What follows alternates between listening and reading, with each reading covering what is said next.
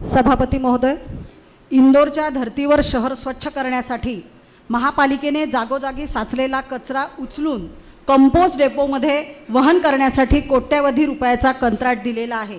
मात्र अपेक्षेनुसार शहर स्वच्छ होत नसून साचलेला कचरा न उचलता त्यास चक्क आगी लावून नष्ट करण्याचा प्रकार माझ्या प्रभागात आणि शहरामध्ये सर्वकडे दिसत आहे।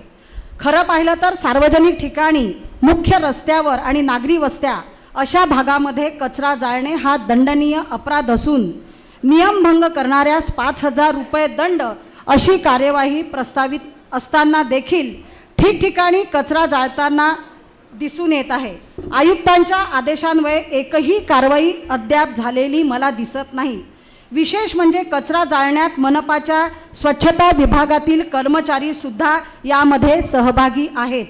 खरं पाहिलं तर मनपा क्षेत्रात 250 ते 300 मेट्रिक टन घन कचरा निघतो।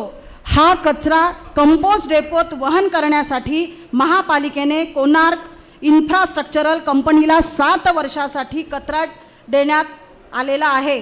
त्याच कंपनीला दैनंदिन कचरा संकलनाचेही कंत्राट देण्यात आलेले आहे। वार्षिक 40 कोटी रुपये त्यासाठी महापालिका कंत्राटदारास देणार आहे। कोट्यवधीची कंत्राट दिल्या असताना देखील शहरामध्ये जागोजागी ढिगाऱ्यांचे अक्षरशः आगी लावून नष्ट करण्याचे प्रकार सुरू आहे। त्यामुळे शहरामध्ये प्रदूषण वाढलेलं आहे, पर्यावरणाचा ऱ्हास होत आहे, श्वसनाचे आजार वाढलेले आहे।